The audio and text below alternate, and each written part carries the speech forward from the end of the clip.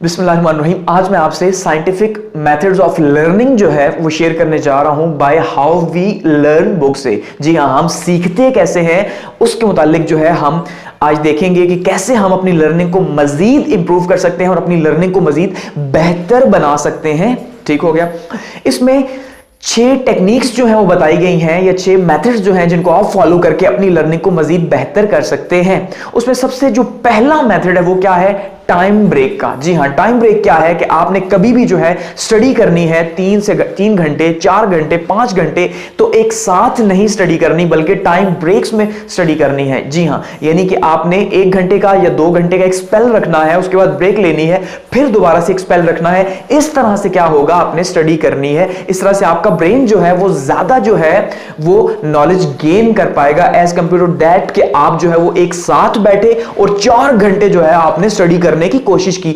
4 घंटे जब आप स्टडी करने की कोशिश करेंगे तो आपका ब्रेन जो है वो स्टार्ट में तो बहुत अच्छा लर्न करेगा, लेकिन with the passage of time आपका जो ब्रेन है वो स्लो होता जाएगा। ठीक है, तो उससे उसकी लर्निंग जो है वो इतनी ज्यादा नहीं हो पाएगी। तो सबसे पहला जो मेथड है वो टाइम ब्रेक का। नंबर 2 क्या है? Fluency illusion.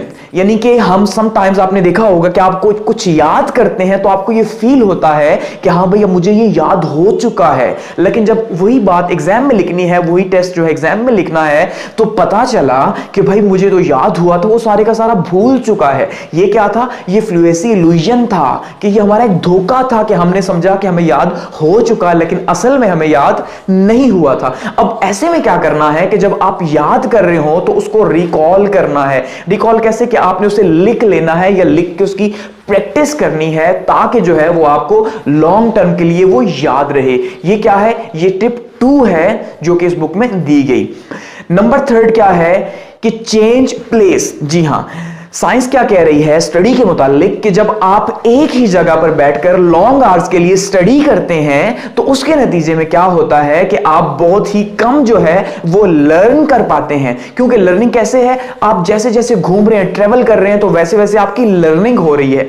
तो वैसे ही जब आप एग्जाम की प्रिपरेशन भी कर रहे हैं तो आप एक जगह पे बैठे हुए हैं मुसलसल 3-4 घंटे और आप लर्न कर रहे हैं, तो उससे ये बेहतर है कि आप 1 घंटा एक जगह बैठे, 1 घंटा दूसरी जगह बैठे, एक जगह, यानी कि प्लेस को शिफ्ट करना है, अपनी प्लेस को चेंज करना है और उस चेंज करने के साथ आपने याद करना है। वो ज्यादा बेहतर तरीके से आपकी मेमोरी के अंदर बैठेगा।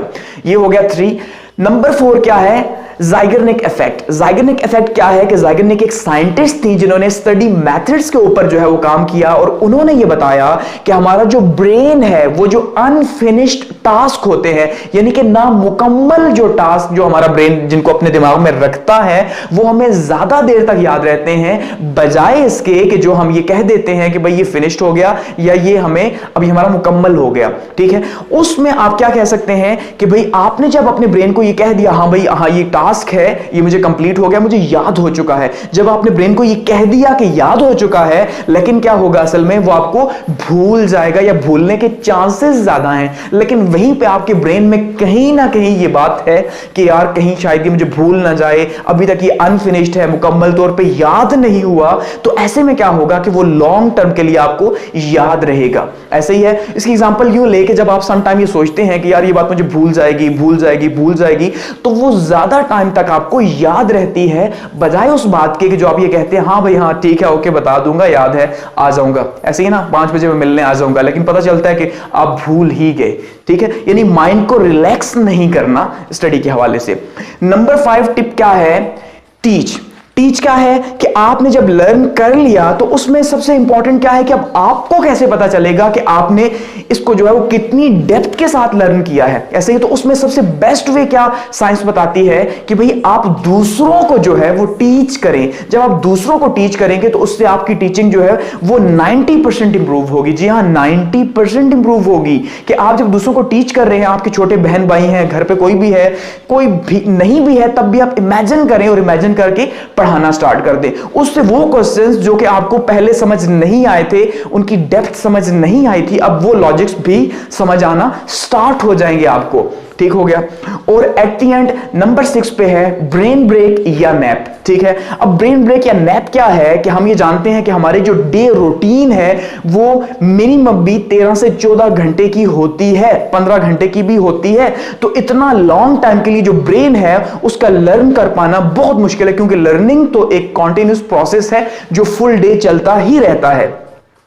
अब ऐसे में क्या करना है कि ब्रेन को 7 से 8 घंटे के बाद जो है वो एक ब्रेक चाहिए होती है। तो आपने ब्रेन ब्रेक लेनी है। तो ब्रेन ब्रेक कब लेंगे? हम ये जानते हैं कि जो कॉन्शियस माइंड है वो जब हम सोते हैं तो वो सो जाता है, और जब हम जागते हैं तो वो जाग जाता है। लेकिन सबकॉन्शियस नहीं सोता, मुसलसल जागता ही रहता है। तो उसमें कॉन्शियस माइंड को जो है वो रेस्ट चाहिए होता है। तो आपने दिन का नैप लेना है, 15 मिनट, 20 मिनट, आधा घंटा, 6 से 7 घंटों के बाद सोना है थोड़ा सा, ताकि आपके ब्रेन को रेस्ट मिले और उसके बाद दोबारा से जो है वो नेक्स्ट हाफ डे जो है वो बेहतरीन लर्निंग के अंदर गुजरे।